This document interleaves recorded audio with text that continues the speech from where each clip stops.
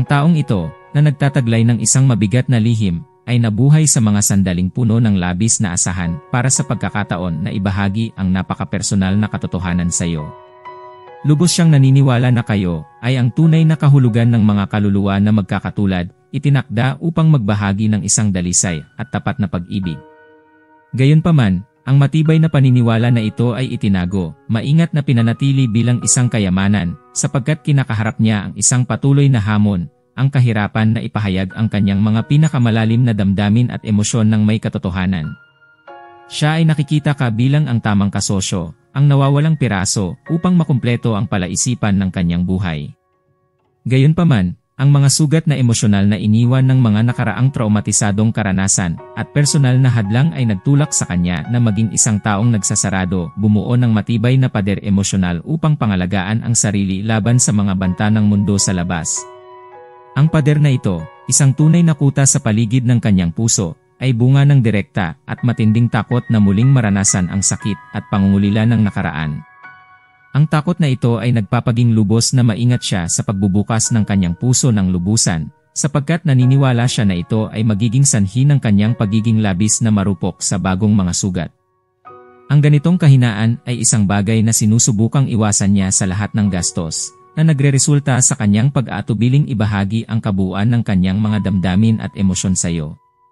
Siya ay nagmamahal sa isang mas malalim na koneksyon, ngunit ang multo ng mga sugat sa nakaraan ay nagpapanatili sa kanya sa isang siklo ng pangamba at pag-iingat, na nagiging sanhi ng pagiging mahirap na ipahayag ng lubusan ang pag-ibig na nararamdaman niya. Ang lakas ng kanyang damdamin para sa iyo, kasama ang kawalan ng tiwala sa kung paano haharapin ang mga darating na pagsubok at ang posibilidad na harapin ang mga hamon na tila hindi kayang lampasan, ay patuloy na sumasalungat sa kanya. Ang takot na ito ay hindi lamang sumasakal sa kanya, kundi nagtatanim din ng isang anino ng pag-aalinlangan na naglilihim sa tunay na potensyal ng isang buhay na magkasama. Gayunpaman, sa kabila ng mga internal na mga hadlang na ito, isang malakas na lakas ang sumusulpot sa kanya, na lumalaban upang sirain ang mga tanikala ng kanyang kawalan ng katiyakan at ilantad ang kanyang sarili ng tapat sa iyo. Ang enerhiyang ito, pinapalakas ng isang malalim at tapat na pagmamahal, ay nagtutulak sa kanya na lampasan ang nakaraan at kumonekta sa isang magandang hinaharap na maaari nilang itayo ng magkasama. Kapag tinitingnan kanya, hindi lamang pag-ibig ang kanyang nakikita niya ang kanyang sariling kaluluwa na sumasalamin sa iyo. Mayroong isang malalim at hindi maitatatwang koneksyon sa pagitan niyo, isang tunay na pakikipagkaisa ng mga kaluluwa na sumasalampak sa mga salita, na humuhugong na may isang harmonya na bihira niyang naramdaman. Ang tunggalian na ito sa loob, ang laban sa pagitan ng takot at nais na magbukas, ay nagbibigay diin sa komplikadong damdamin niya para sa iyo.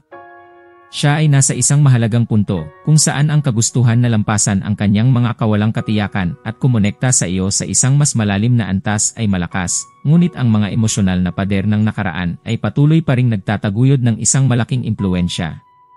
Ang kanyang paglalakbay patungo sa kahinaan at tunay na pagiging malap ay nababatay sa tensyon sa pagitan ng takot na masaktan muli at ang malalim na pagnanasa para sa isang tunay at matagalang koneksyon sa iyo. Sa pagitan ng pangamba na dala ng mga nakaraang karanasan at ang hangaring magkaroon ng isang mas magandang hinaharap, naroon ang kasalukuyang kalagayan ng kanyang puso. Siya ay nasa isang personal na paglalakbay na humahanap ng balanse sa kanyang paghahangad para sa pag-ibig at kahinaan sa harap ng mga bagong pagsubok. Ang bawat araw ay nagpapakita ng isang hakbang patungo sa posibilidad ng buong pagbubukas ng kanyang puso ng pagtanggal sa armadura na itinayo niya sa paligid at pagsasarili sa kahinaan na kasama ng tunay na pag-ibig. Bukod sa isang malalim na emosyonal na koneksyon, mayroon siyang nararamdaman para sa iyo ang hindi mapag-aalinlangang at matinding pisikal na pagnanasa, isang pagkahumaling na sumasalin sa isang matinding pagnanais para sa malapit na pakikipag-ugnayan, isang matinding paghahangad na maging malapit, na magbahagi ng mga sandaling hindi lamang sa emosyonal na antas, kundi pati na rin sa pisikal. Gayunpaman, mayroong hadlang na naghihiwalay sa hangaring ito mula sa aksyon, ang takot. Ang takot na ito ay hindi lamang isang pansamantalang pag-aatubiling, ito ay isang patuloy na presensya na gumagana bilang isang manipis na balabal na naglilihim at nagpaparami sa kalinawan ng kanyang mga damdamin. Lumalaban siya laban sa balabal na ito, sinusubukang hanapin ang paraan upang ipahayag ang kanyang pinakamalalim na katotohanan. Ang labanang ito sa kanyang looban sa pagitan ng kagustuhan na magbigay ng pagmamahal at ang takot na masaktan muli ay isang malaking hamon. Siya ay naghahanap ng mga paraan upang ipahayag ang kanyang pagmamahal at pagnanasa, habang sabay-sabay na sinusubukan ang pagtatanggal ng mga emosyonal na pader na humahadlang sa kanya na maglaan ng lubusan. Ang pakikibaka upang magbukas at maging vulnerable, sa kabila ng takot, ay isang patotoo sa lakas ng damdamin na nararamdaman niya para sa iyo, nagpapahiwatig ng isang malalim na pangako na lampasan ang mga internal na hadlang upang itayo ang isang hinaharap na magkasama. Naniniwala siya, ngunit madalas na nahihirapan, parang naiparalisa sa kawalan ng katiyakan at pag-aalala kung paano tatanggapin ang kanyang mga damdamin. Mahalaga na kilalanin ang kanyang determinasyon na lampasan ang kanyang mga hadlang. Mayroon siyang konkretong plano para magbukas sa iyo sa susunod na 6 na buwan. Ang plano na ito ay may malakas na pangako na gumawa ng isang malaking pagbabago sa paraan ng kanyang pakikisalamuha sa iyo. Ang eksaktong sandali ng paglantad na ito ay maaaring mag-iba, maaaring ngayon, bukas sa susunod na linggo o baka sa susunod na buwan, depende sa kung paano mag-unfold ang mga pangyayari. Ang mahalaga ay na siya ay nakikilahok sa paglalakbay na ito ng pagsasalaysay sa sarili at naghahanda upang maging emosyonal at pisikal na available sa paraan na hindi pa niya naranasan. Bago sa loob ng 6 na buwan, maaari kang maghintay ng isang malaking pagbabago sa dynamics sa pagitan niyo. Ang transformasyong ito ay magdadala ng mas malinaw at mahigpit na pananaw ng iyong ugnayan. Nagpapakita ng isang bagong antas ng pagiging bukas at kahinaan mula sa iyong panig. Siya alam na ang pagbabagong ito ay mahalaga para sa paglaki ng relasyon at para sa kanyang personal na pag-unlad. Siya ay kinikilala na ang daan na dapat tahakin ay maaaring mahirap at na magkakaroon ng mga sandali ng pag-aalinlangan at kahirapan sa pag-aatubili, habang siya ay magtatrabaho upang alisin ang mga hadlang na nagpanatili sa kanyang mga damdamin na nakatago. Gayunpaman, determinado siya na harapin ang kanyang mga takot at umusad patungo sa isang mas mas tunay at mas matatag na relasyon. Nais niya na itayo ang isang batayan ng tiwala at pagiging transparent sa pagbabahagi sa iyo, hindi lamang kasiyahan at tagumpay, kundi pati na rin ang kahinaan at takot. Ang taong ang mga kaisipan at damdamin ay nakatuon sa pangarap ng isang buhay na ibinabahagi sa iyo ay malalim na nagsasalin ng mga kaisipan sa kung ano ang maaaring magtaglay ng hinaharap para sa inyo pareho. Isang hinaharap na magkasama na sabay na nakakatakot at kaakit-akit para sa kanya. May isang hindi mapag-aalinlangang pagkaakit sa ideya ng pagbabahagi ng mga araw ng pangarap at katotohanan sa tabi ng isa't isa.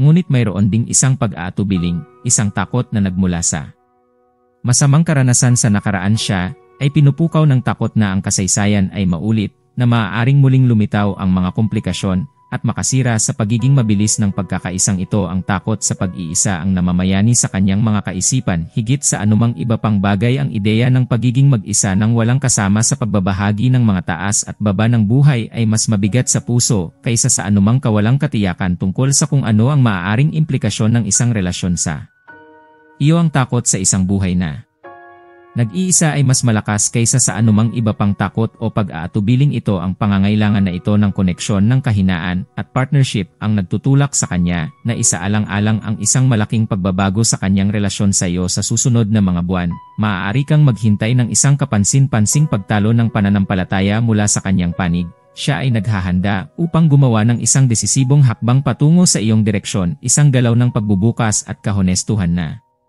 inaasahan niyang magpapatibay sa mga ugnayan sa pagitan niyo. Siya ay nagnanais na maging lubos na transparent sa iyo sa pagpapahayag ng kanyang mga pinakamalalim na damdamin at kahinaan sa pag-asam na itatag ang matibay na pundasyon para sa hinaharap. Nagsisikap siyang hindi lamang gusto, kundi kailangan ang gumawa ng hakbang na ito upang maiwasan ang tadhana ng isang buhay ng pag-iisa na kanyang labis na takot. Kaya't siya ay handang magpakita ng panganib upang itabi ang mga lumang takot sa pabor ng isang pagkakataon upang magtagumpay. Ngayon ang isang alok ang ipinapakita, isang tapat na alok na plano niyang ipresenta at may potensyal na baguhin nang malaki ang landas ng kanilang buhay. Ang alok na ito ay hindi lamang isang simpleng formalidad, ito ay isang imbitasyon upang sumakay sa isang pangkalahatang paglalakbay, isang pakikipanagalan na may layunin na itayo ang isang hinaharap kung saan kayo ay magiging mga kasosyo at tiwala. Ang taong tinutukoy natin ay kasalukuyang nakatutok sa isang malalim na paglalakbay ng pagsasarili at maingat na pagmumuni-muni. Siya ay ganap na nakatuon sa maingat na pag-iisip kung paano gawin ng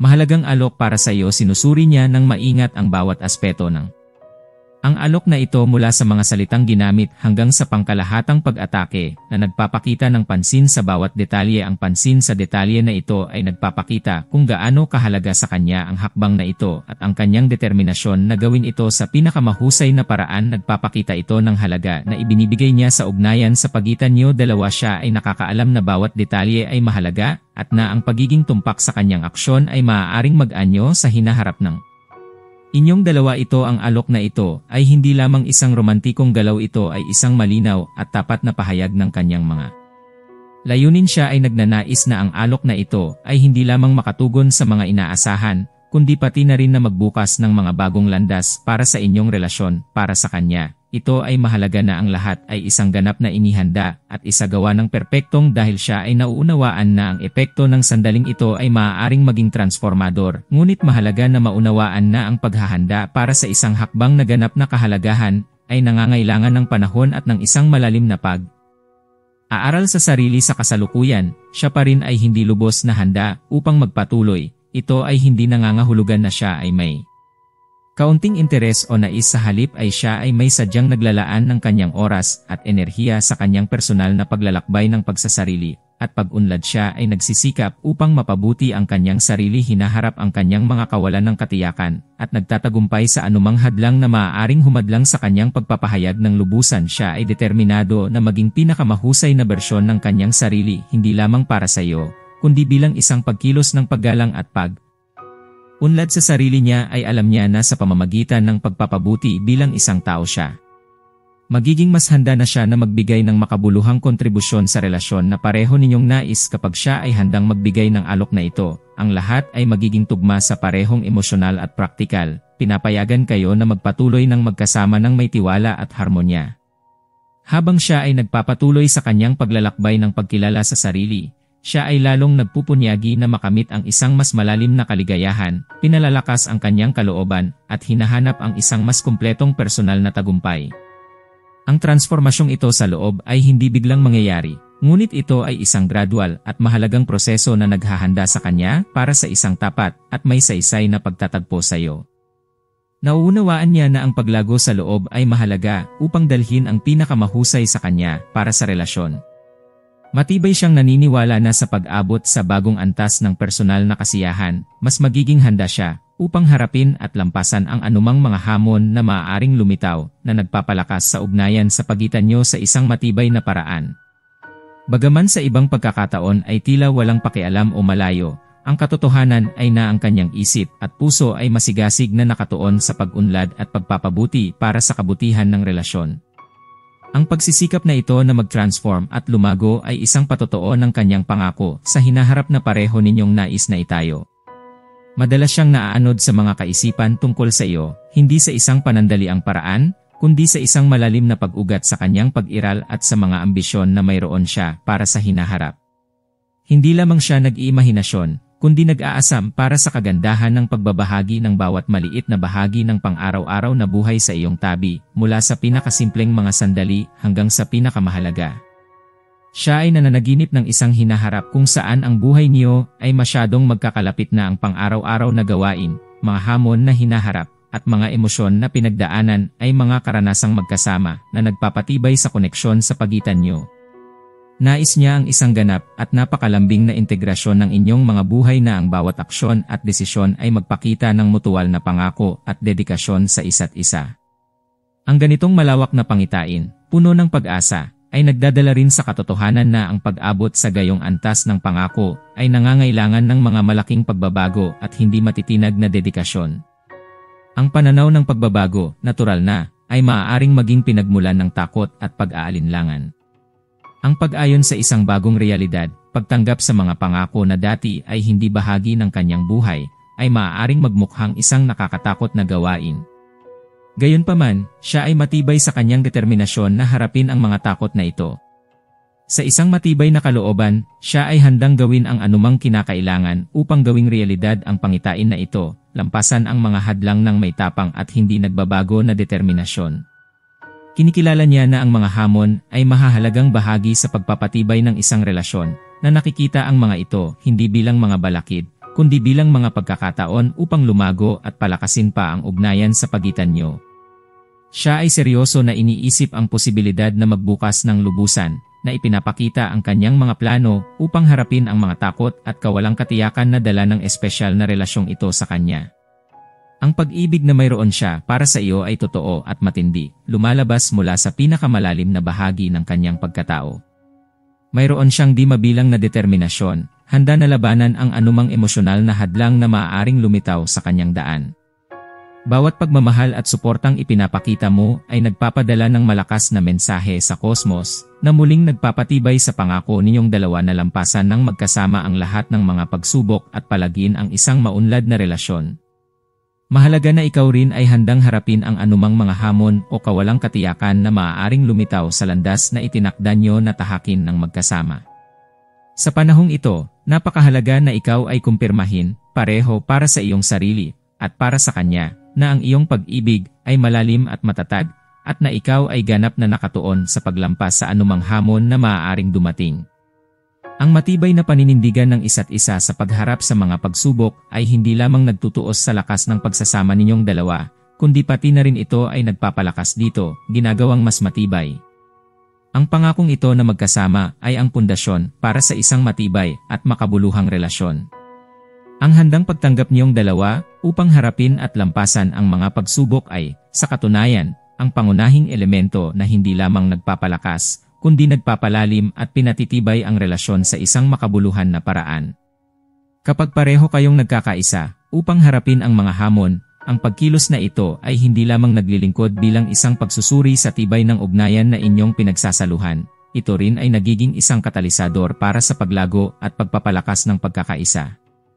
Ang bawat hamon na nagtagumpay niyong lampasan ay hindi lamang nagpapatibay ng pagiging magkatugma at suporta, kundi pati na rin nagpapayaman sa relasyon na nagbibigay sa kanya ng isang matibay na katatagan. Naway maging paalala ang dasal na ito na hindi siya kailanman nag-iisa, sapagkat ikaw ay kasama niya, nag-aalok ng proteksyon, pag-ibig, at gabay. Tulungan mo siyang makilala at ipagdiwang ang kagandahan ng pagiging kung sino siya, sinusuportahan ng iyong walang hanggang biyaya. Naway ang panahong ito ng pagmumuni-muni at pagbabalik tanaw ay maging tandaan ng pagpapabago at paglaki sa espiritual, patungo sa mga daang puno ng kapayapaan at kasiyahan. Panginoon, dinggin mo ang ganitong dalangin na nagmumula sa pinakamalalim na nais na makita ang iyong anak na babae na sinusuportahan at ginagabayan ng iyo. Amen. Maglaan ka ng sandaling hayaan ang mga salitang ito na tumunog sa iyo. Tandaan na ikaw ay minamahal at pinoprotektahan ng universo. Mag-type ng 777 upang kunin ang mensaheng ito at ang mga pagpapala na naglalaman nito. Upang makatulong sa pagpapalakas ng iyong mga pagpapala, ibahagi ang video na ito sa iyong mga grupo at sa iba pang mga tao na maaaring makikinabang din mula sa mga pagpapala at tulong ng video na ito. Alam mo ba na mayroong isang larawan ng iyong kaluluwa kambal na maaaring makita mo ngayon? Ito ay maaaring isang taong kilala mo na o isang taong hindi mo pa nakikilala. Ang mga larawang ito ay kahanga-hanga sa kanilang kawastuhan. Kailangan mong makita ang larawan upang maintindihan ang aking sinasabi. Mag-click sa link sa paglalarawan upang kunin ang retrato ng iyong kaluluwa kambal. May mahalagang mensahe na naghihintay sa susunod na video. Umaasa ako na bawat salita ay nakahipo sa iyong puso at natagpuan mo ang inspirasyon at ginhawa sa aming mga mensahe ng pag-ibig at pag-asa. Laging tandaan na hindi ka nag-iisa sa paglalakbay na ito at may mas mataas na kapangyarihan na nag-aalaga sa iyo sa bawat hakbang ng iyong daan. Ibahagi ang mensaheng ito sa iyong mga mahal sa buhay, magdala ng liwanag sa mga nasa dilim, at maging isang ahente ng positibong pagbabago. Naway nasa iyo ang Diyos at maging handa sa susunod na video ng pananampalataya, kapayapaan, at kaginhawaan. Amen.